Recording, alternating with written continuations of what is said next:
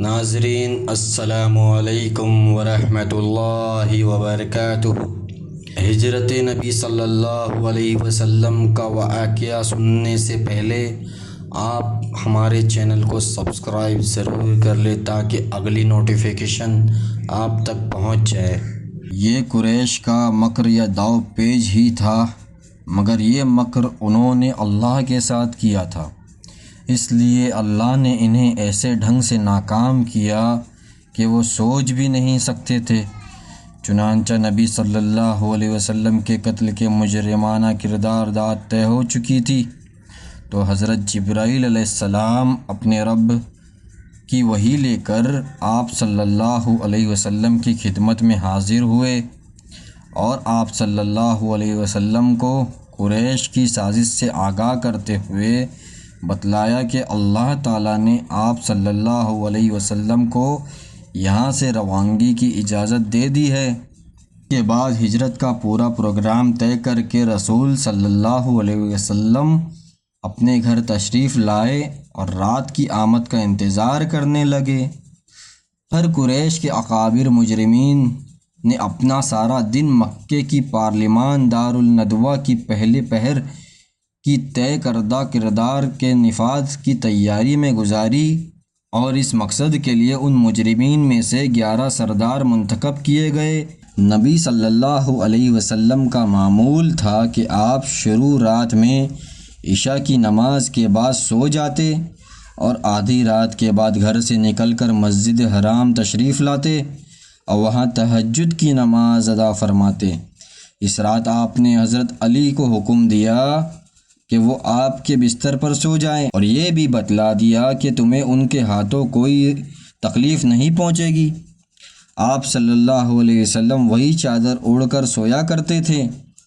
ادھر رات جب ذرا تاریک ہو گئی، ہر طرف سناٹا چھا گیا اور عام لوگ اپنی خواب گاہوں میں جا چکے، تو مذکورہ بالا افراد نے خفیہ طور پر نبی صلی اللہ علیہ وسلم کے گھر کا رخ کیا اور دروازے پر جمع ہو کر گھات میں بیٹھ گئے۔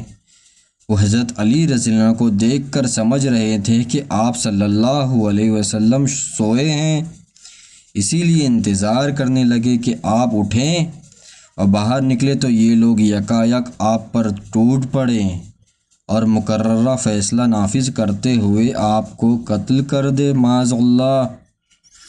ان لوگوں کا پورا وثوق اور پختہ یقین تھا کہ ان کی یہ ناپاک سازش کامیاب ہو کر رہے گی، یہاں تک کہ ابو جہل نے بڑے متکبرانہ اور پرغرور انداز میں مذاق و استہزاء کرتے ہوئے اپنے گھیرا ڈالنے والے ساتھیوں سے کہا، محمد صلی اللہ علیہ وسلم کہتا ہے کہ اگر تم لوگ اس کے دین میں داخل ہو کر اس کی پیروی کرو گے تو عرب و عجم کے بادشاہ بن جاؤ گے، پھر مرنے کے بعد اٹھائے جاؤ گے تو تمہارے لیے اردن کے باغات جیسی جنتیں ہوں گی، اور اگر تم ایسا نہ کیا تو ان کی طرف سے تمہارے اندر ذبح کے واقعات پیش آئیں گے، پھر تم مرنے کے بعد اٹھائے جاؤ گے۔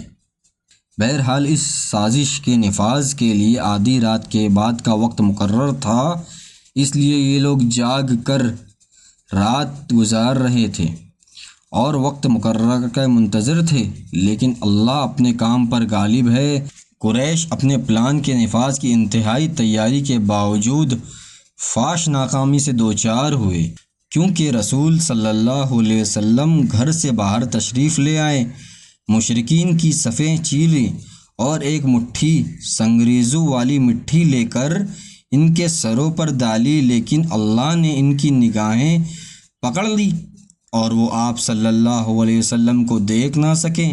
اس کے بعد آپ صلی اللہ علیہ وسلم ابو بکر صدیق رضی اللہ عنہ کے گھر تشریف لے گئے، اور پھر ان کے مکان کی ایک کھڑکی سے نکل کر دونوں نے رات میں یمن کا رخ کیا اور چند میل پر واقع سور نامی پہاڑ کے ایک غار میں جا پہنچے۔ ادھر محاصرین سفر وقت کا انتظار کر رہے تھے، لیکن اس سے ذرا پہلے انہیں اپنی ناکامی و نامرادی کا علم ہو گیا۔ ہوا یہ کہ ان کے پاس ایک غیر متعلق شخص آیا اور آپ صلی اللہ علیہ وسلم کے دروازے پر دیکھ کر پوچھا کہ آپ لوگ کس چیز کا انتظار کر رہے ہیں؟ تو انہوں نے کہا محمد صلی اللہ علیہ وسلم کا۔ اس نے کہا آپ لوگ ناکام و نامراد ہوئے، اللہ کی قسم محمد تو آپ لوگوں کے پاس سے گزرے اور آپ کے سروں پر مٹی ڈالتے ہوئے اپنے کام کو کر گئے۔ انہوں نے کہا واللہ ہم نے تو انہیں نہیں دیکھا، اور اس کے بعد اپنے سروں سے مٹی چھاڑتے ہوئے اٹھ پڑے۔ لیکن پھر دروازے کی راز سے جھانک کر دیکھا تو علی نظر آئے۔ کہنے لگے اللہ کی قسم یہ تو محمد سوئے پڑے ہیں، ان کے اوپر ان کی چادر موجود ہے۔ چنانچہ یہ لوگ صبح تک وہیں ڈٹے رہے۔ ادھر صبح ہوئی اور حضرت علی بستر سے اٹھے تو مشرکین کے ہاتھوں طوطے اڑ گئے۔ انہوں نے حضرت علی سے پوچھا رسول کہاں ہیں؟ حضرت علی نے کہا مجھے معلوم نہیں۔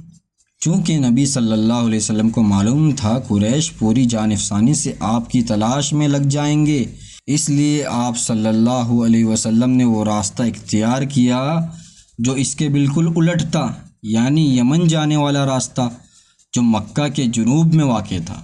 آپ صلی اللہ علیہ وسلم نے اس راستے پر کوئی 5 میل کا فاصلہ طے کیا اور اس پہاڑی کے دامن میں پہنچے جو سور نامی سے معروف ہے۔ غار کے پاس پہنچ کر ابو بکر صدیق رضی اللہ عنہ نے کہا اللہ کے لیے ابھی آپ صلی اللہ علیہ وسلم اس میں داخل نہ ہو، پہلے میں داخل ہو کر دیکھ لیتا ہوں، اگر اس میں کوئی چیز ہو تو میں آپ کے بجائے مجھے اس سے سابقہ پیش آئے گا۔ چنانچہ حضرت ابو بکر صدیق اندر گئے اور غار کو صاف کیا۔ ایک جانب چند سوراخ تھا، انہیں اپنے تہبند پھاڑ کر بند کیا، لیکن دوسرا سوراخ باقی بچا رہا۔ حضرت ابو بکر نے ان دونوں میں اپنے پاؤں ڈال دیے، پھر رسول صلی اللہ علیہ وسلم سے عرض کیا اندر تشریف لائیں۔ آپ اندر تشریف لے گئے اور حضرت ابو بکر صدیق کی آغوش میں سر رکھ کر سو گئے۔ ادھر ابو بکر کے پاؤں میں کسی چیز نے ڈھس لیا، مگر اس ڈر سے ہلے بھی نہیں کہ رسول صلی اللہ علیہ وسلم جاگ نہ جائیں۔ قربان جائے ابو بکر صدیق رضی اللہ عنہ کی محبت پر، لیکن ان کے آنسو رسول صلی اللہ علیہ وسلم کے چہرے پر ٹپک گئے اور آپ صلی اللہ علیہ وسلم کی آنکھ کھل گئی۔ آپ صلی اللہ علیہ وسلم نے فرمایا ابو بکر تمہیں کیا ہوا؟ عرض کیا میرے ماں باپ آپ پر قربان، مجھے کسی چیز نے ڈھس لیا ہے رسول اللہ۔ اس پر لعاب ذہن لگا دیا اور تکلیف جاتی رہی، یہاں تک کہ دونوں حضرات نے 3 راتیں یعنی جمعہ، سنیچر اور اتوار کی رات غار میں چھپ کر گزاری۔ جب مشرکین مکہ کی آنکھ بجھ گئی، تلاش کی تنگ و دود رک گئی اور 3 روز کی مسلسل اور بے نتیجہ دوڑ دھوپ کے بعد قریش کے جوش و جذبات سر پڑ گئے تو رسول صلی اللہ علیہ وسلم اور حضرت ابو بکر صدیق رضی اللہ عنہ نے مدینہ کے لیے نکلنے کا عزم فرمایا۔ اس کے بعد رسول صلی اللہ علیہ وسلم اور ابو بکر نے کوچ فرمایا۔ جمعہ کے بعد نبی صلی اللہ علیہ وسلم مدینہ تشریف لے گئے اور اس دن سے اس شہر کا نام یثرب کے بجائے مدینہ الرسول یعنی رسول کا شہر پڑ گیا، جسے مختصراً مدینہ کہا جاتا ہے۔ یہ نہایت تابناک تاریخی دن تھا۔ گلی کوچے میں کلمات سے گونج رہے تھے اور انصار کی بچیاں خوشی و مسرت سے اشعار کے نغمے بکھیر رہی تھی۔ ان پہاڑوں سے جو ہے سوئے جنوب، 14ویں کا چاند ہے ہم پر چڑھا، کیسا عمدہ دین اور تعلیم ہے، شکر واجب ہے ہمیں اللہ کا۔ یہ اشعار مدینہ کی بچیاں پڑھنے لگی آپ صلی اللہ علیہ وسلم کی مدینہ تشریف لانے پر، اور پورے مدینہ میں خوشی کی لہر دوڑ پڑی۔